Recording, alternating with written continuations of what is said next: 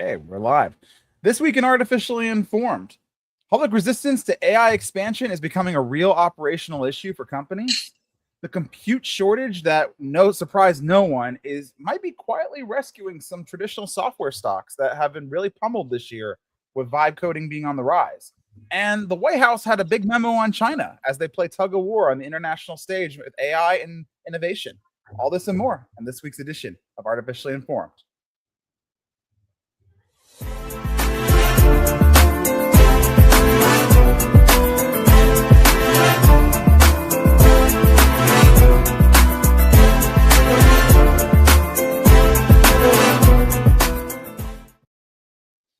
All right, let's introduce ourselves. I'm Logan Edmonds, your host with TTS Cyber. Patrick? I'm Patrick Herter with Your Network Security. And I'm John Cumley with Pacific Cloud Cyber. Awesome. Well, we've got a whole bunch of cool stories this week. A little more social progressive, I'm noticing, going on, especially with our headline story. So I want to tee it up, but Patrick, I want to hear you dive straight in here. Shoot, hold on a second. My sharing screen disappeared. There we go. So our headline this week, and I think this is one you're prepared to talk about because this seems to be a very community thing, especially in rural areas where I would define where you live, definitely rural. AI is getting some real pushback, specifically these data centers. We're really starting to see some grassroots stuff come up. What's your take on this article? For sure. And what gave it away? The goats. I actually just had a conversation here yesterday with one of my clients that has done some work in government, local government and state level stuff. And the pushback of this AI is a massive scale data center, and there's a lot of hype around what it needs. It does need a lot of power, true. It does need a lot of water to cool things down, true. The impact on the environment is a bit sketchy. A lot of people feel the same way they feel with windmills, in trying to reduce windmills from invading the rural communities. To some people, it's a very big eyesore. It tends to be a waste of money. And people are viewing the same thing with these AI data centers. You're talking about billions of dollars that are currently slated for these projects that are being held up with a lot of local policy resistance. One of the things I recently learned about these data centers, I think you might be interested to hear. It made complete sense when someone told me. I just never thought about it. Where do they get the power when they're first built? Well, the local electric grids, they take years to ramp up to be able to get to that point. So in the meantime, they run gas generators, like ginormous. Think the stuff that backups hospitals, times that by 10, and they just hook them up to the back of their data centers to use as their core power structure.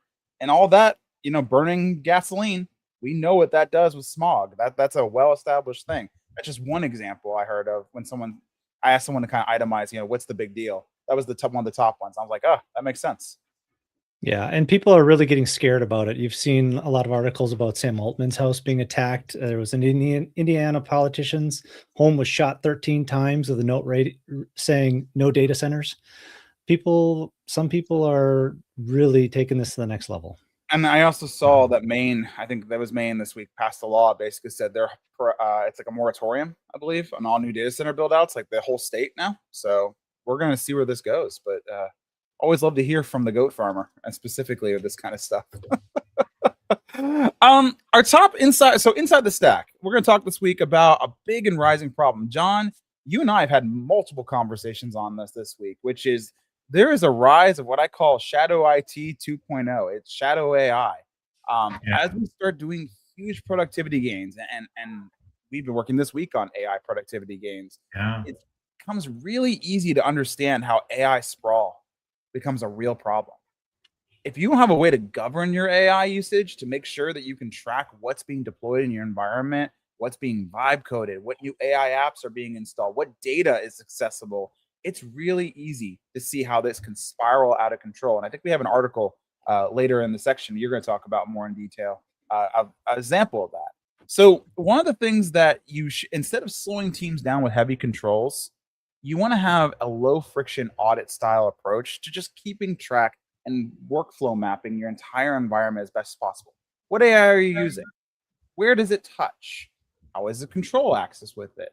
implementing the structure in the beginning of your AI journey, in my opinion, is way easier and honestly going to do long-term better for you than trying to figure it out when you're 3, 4, 5 years in and you're crumbling under the weight of 150, 160, 170 different AI applications, workflows, and vibe coded apps.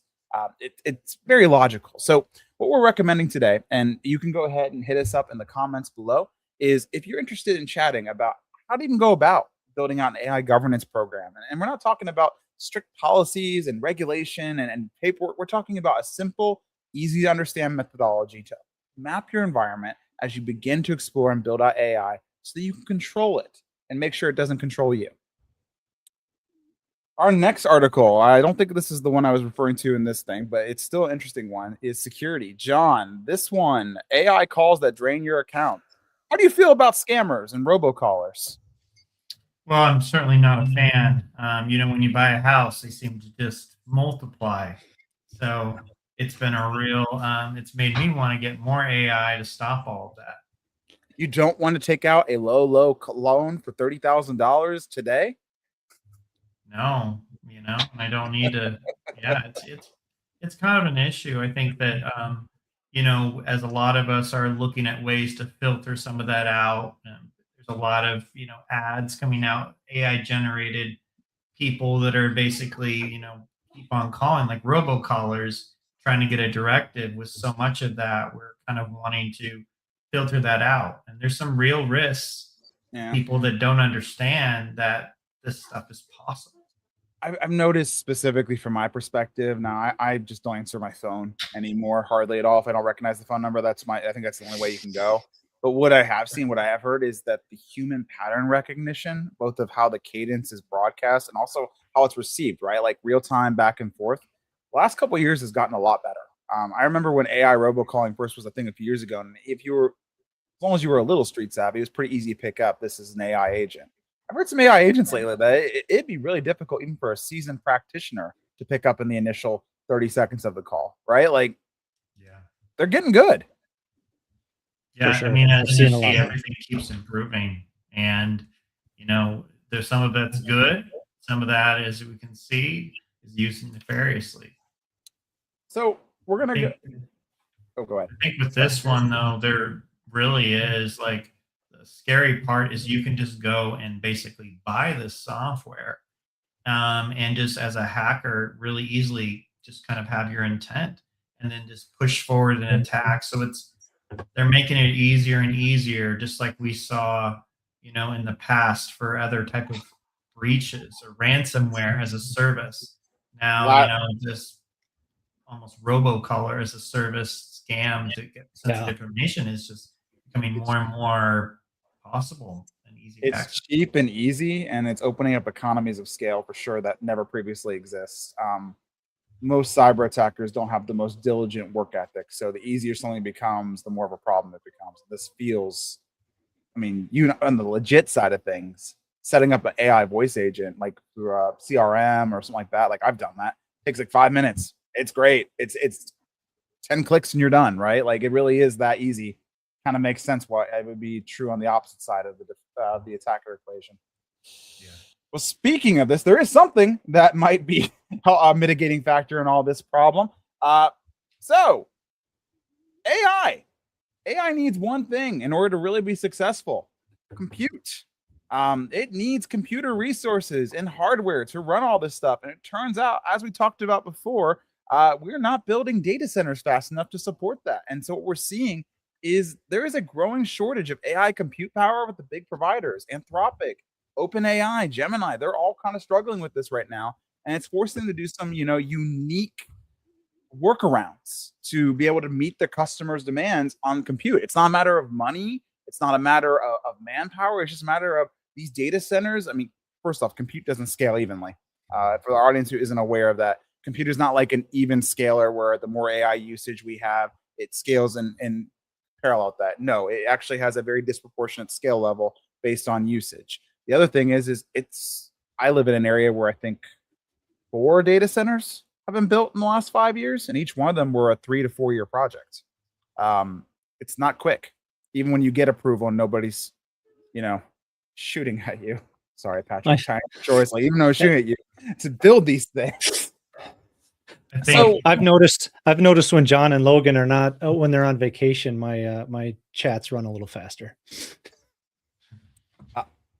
I mean, the point of the article though, and this is all queue up is we're actually seeing a little bit more demand towards traditional software development now because compute is having some hard limitations. I mean, you and I, we've all been in Claude lately, all three of us, and we've all hit you are out of usage for the next 4 hours. Go touch some grass while you wait for your usage to reset. Like that's a thing that I think Anthropic is being a little more transparent about than some of the other providers. They're all kind of struggling on increasing demand.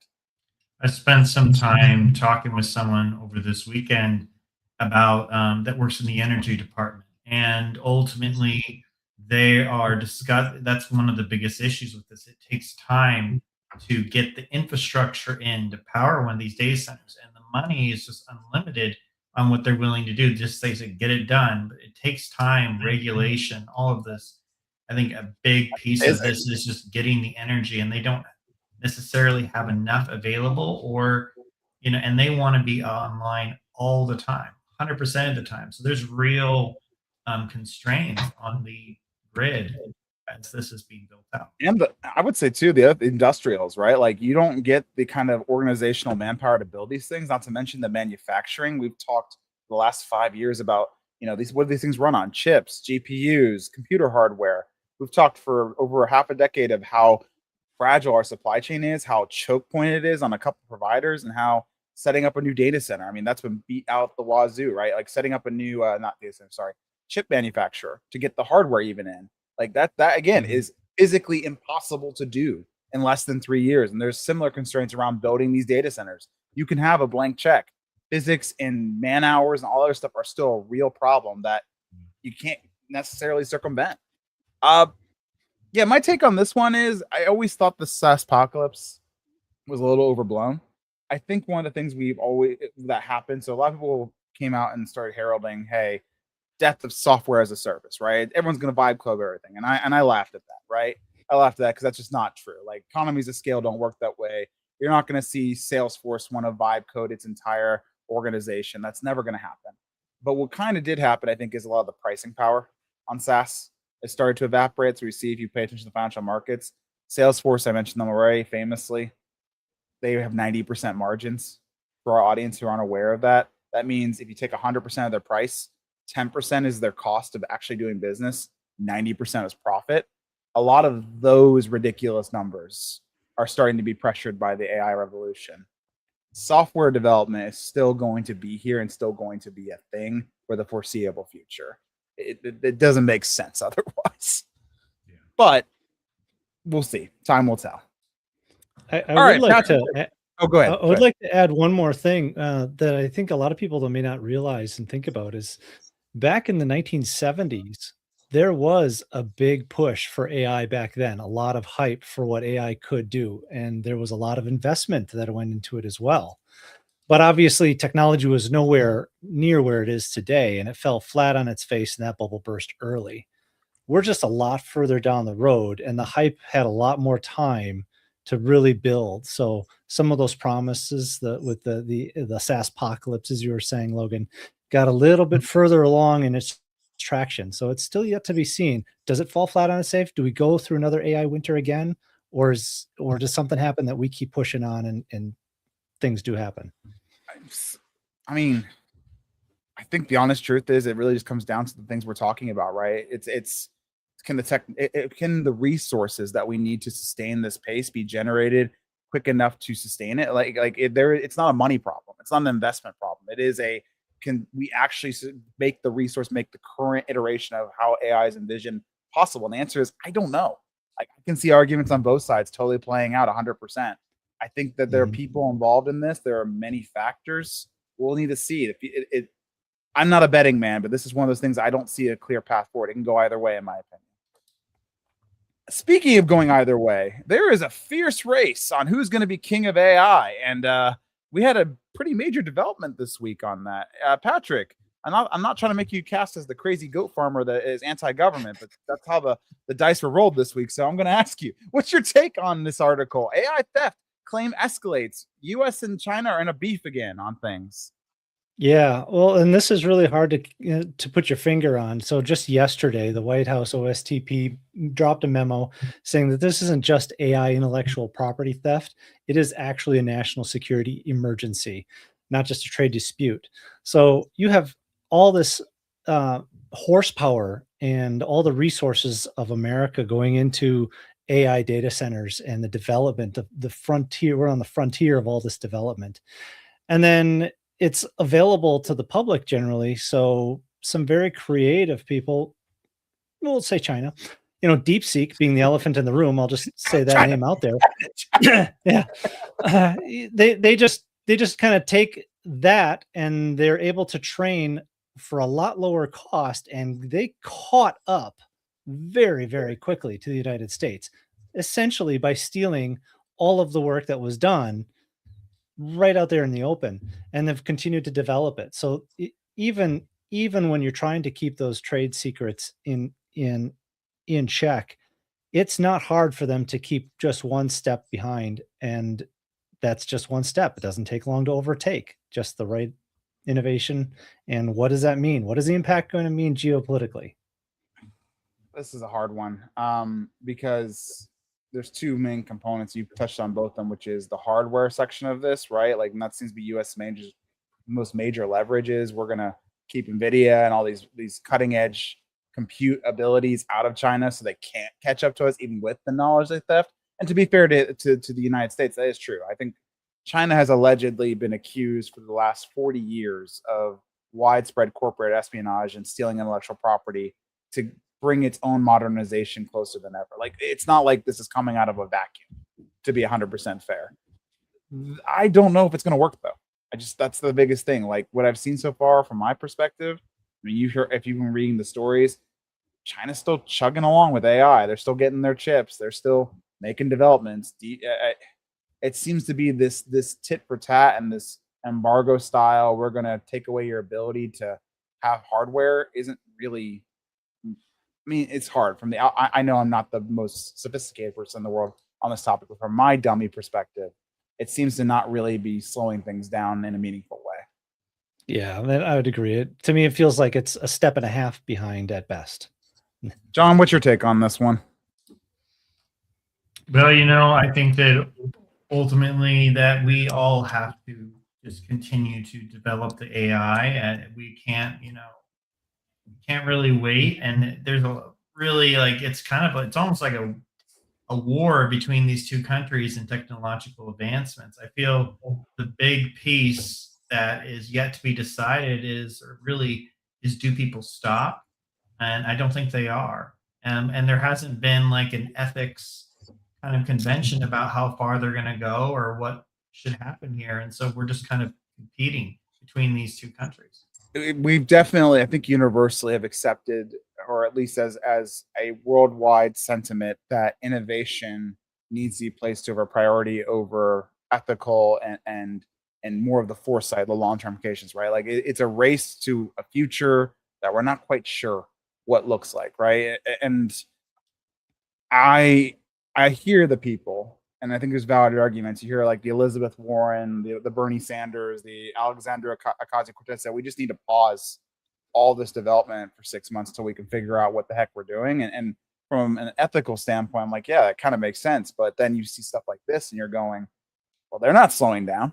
And if we surrender the lead, what does that mean for the next 20 years of the American economy, right? Like, it's a very nuanced conversation, and it makes my head hurt.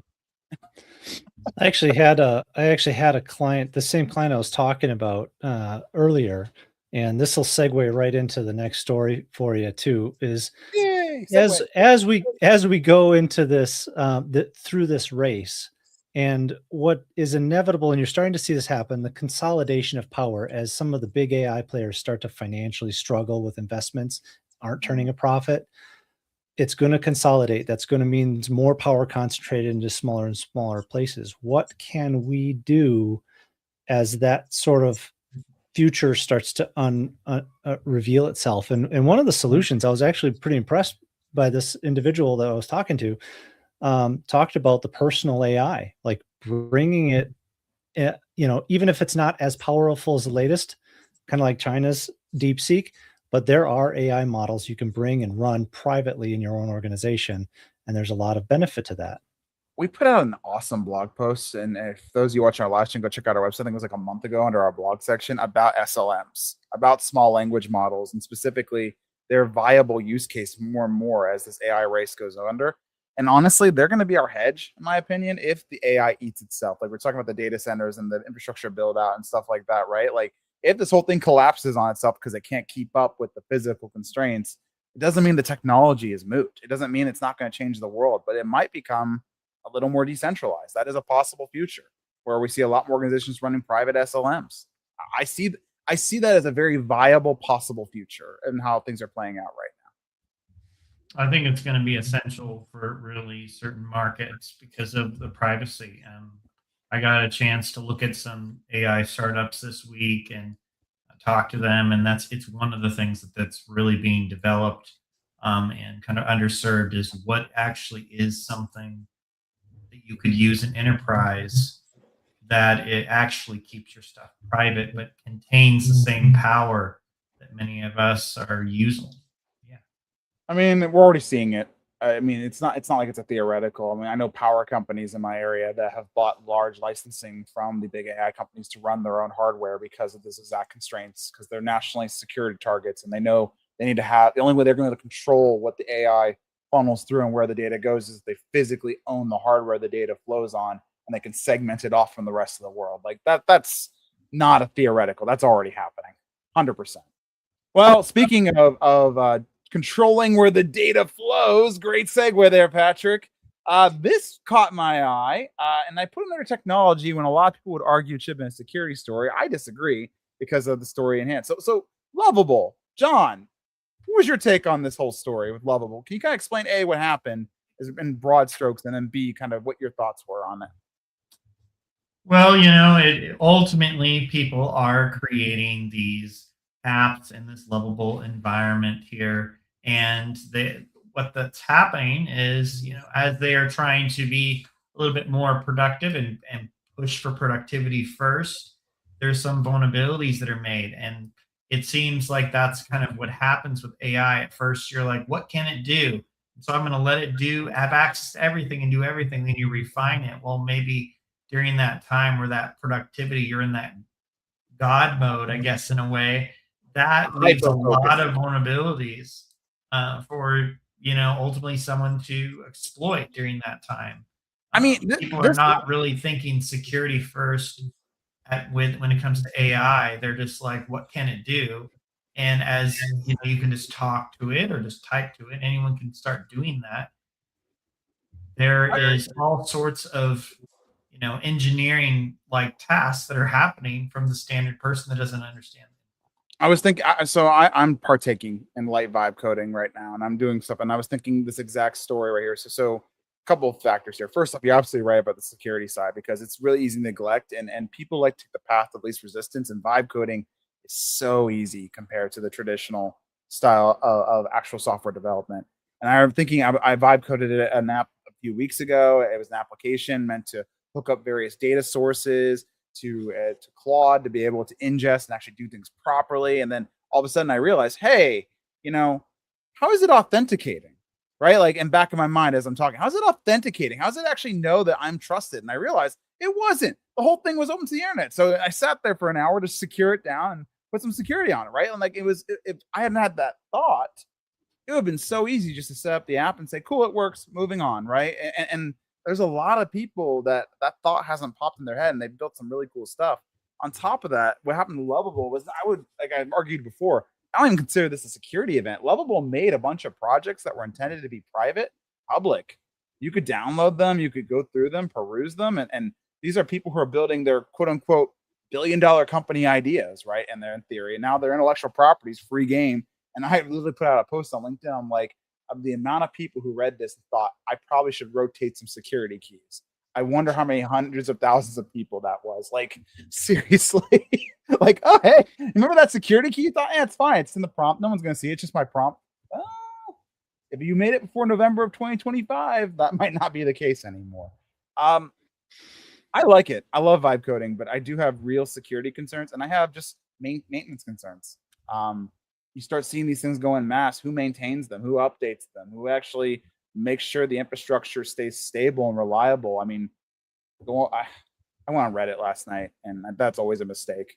But there literally was a thread about how Google is saying 75% of all code is now 75% produced by vibe coding, and the entire thread was all these services have gotten crappier and more unstable. Like that was the entire thread on the Reddit I was reading, and it was a popular one. I think I got up to like 20,000 upvotes or something like that. I was like, okay.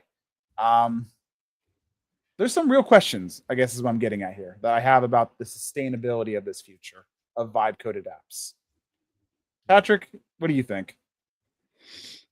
Agreed. I mean, there has to be security first mindset as much as possible. That's not really a new game between the developers and business, that struggle of getting results fast. So we just gotta, it moves faster. Got some comments here. Is it really so easy to steal code? And okay, so one of the top comments we got off YouTube. Is it really so easy to steal code? And wouldn't that protect by copyright if it gets to a court? Yeah, depending on whether or not it's enforceable by a court. What are you going to do if someone in China steals your source code and sets up a competing app? Or in Russia?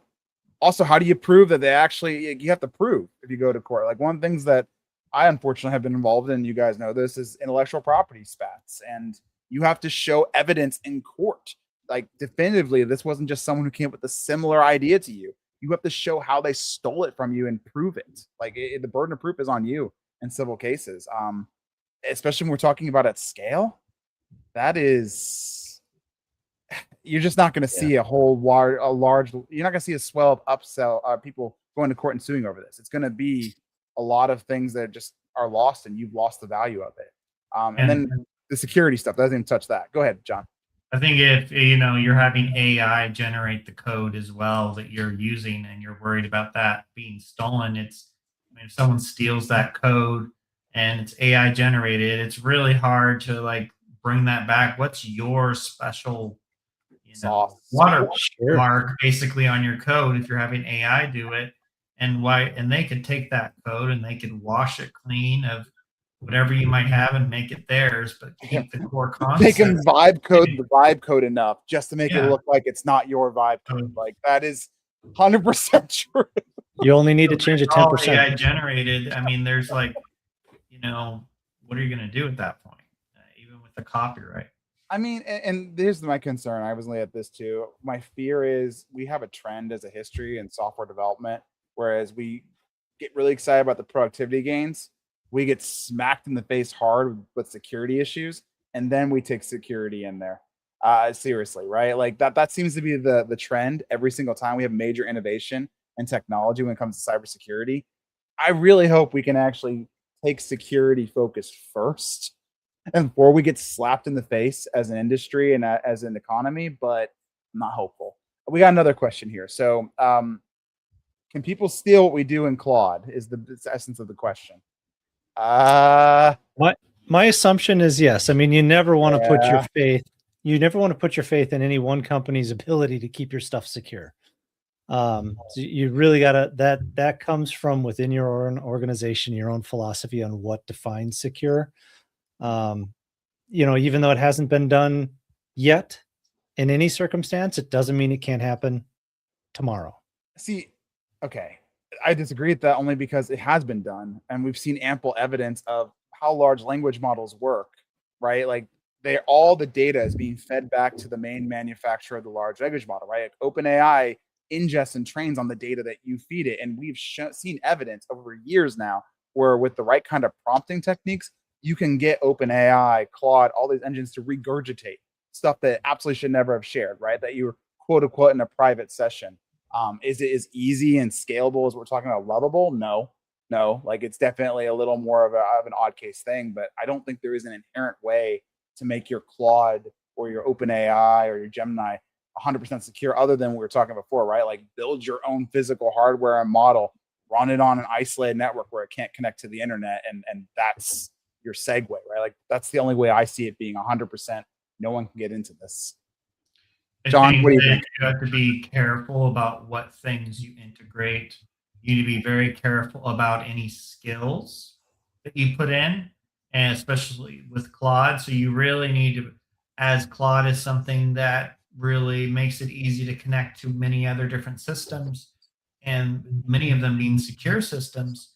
I think that's where your big vulnerability is what are you connecting to Claude, and what can that basically application do, and are you securing that connection between the two? So Yeah.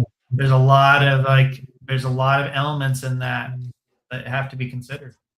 I think back to my original point, the security thing. I think there's a lot of people out there now that have no idea, and unintentionally, right? Like, this isn't like an intentional thing in a lot of cases. There's a lot of developers and a lot of enthusiasts who are getting in the field that are hooking things up that they don't understand, that there's an inherent trade-off on security and productivity here that has to be managed. And that's why I'm afraid we're going to get far into this. Like, we hear about stories of Mythos and banking's freaking out right now because of this kind of stuff. We're going to find out the hard way once we're so far in that course correcting is going to require pain, money, and emotional trauma in a lot of cases to put us where we should be. I hope and I want to proactively manage it so we don't have to go there. I'm just not optimistic. Yeah, and he wants to know, so last question here, and we'll have to end at this point, but it's a great one, which is, once we don't connect Claude to anything, we just used it inside the prompt. How can it be protected for a normal person? That last sentence is the one I want to focus on. How can something like Claude, like OpenAI, like Gemini, how can you secure it as a normal person? I have a lot of thoughts, but I've talked a lot. Patrick, I know you've played around a lot with the idea of how to manage AIs. What's your take? Yeah, and to sound like a hypocrite from what I said before, I mean, you'd still have to take security into the context of reasonable, still trying to do something in life. You're for one, we always advocate that if you're putting anything that you don't want public, to the lowest common denominator, you must use a paid for account so that you don't have, your information, at least based on their terms and conditions, isn't being used for training the model. You have bare Beyond minimum. that, as the bare minimum. And then beyond that, you need to put some faith in the provider. However, as that goes up to the more and more secure stuff, I mean, you're talking about corporate enterprise level secrets that you really want to protect.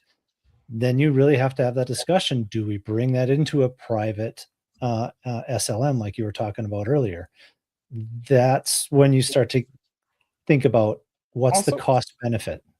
Also, what you feed it. I mean, if you have personal stuff that you're sensitive about, maybe think twice about what you feed it. Don't just copy and paste or blab at it. There is ways during your prompting where you can go through what you're giving it and say, maybe I should asterisk out this section, right? Like, it can figure out the rest without me giving it my passwords, or maybe don't write cheesy love letters to your significant other if you don't want to find out they regurgitate down the road. Like, think before you put it in, like anything. That would be my number one thing you can do to protect yourself. It can't hurt you if it doesn't know. All right, well, we are at time. Let's go ahead and introduce ourselves one more time, guys, and we'll do the outro. I'm Logan Edmonds, TTS Cyber. Patrick Herter, your network security. And John Cumley, Pacific Cloud Cyber. We'll see you all in the next one. Stay safe till then.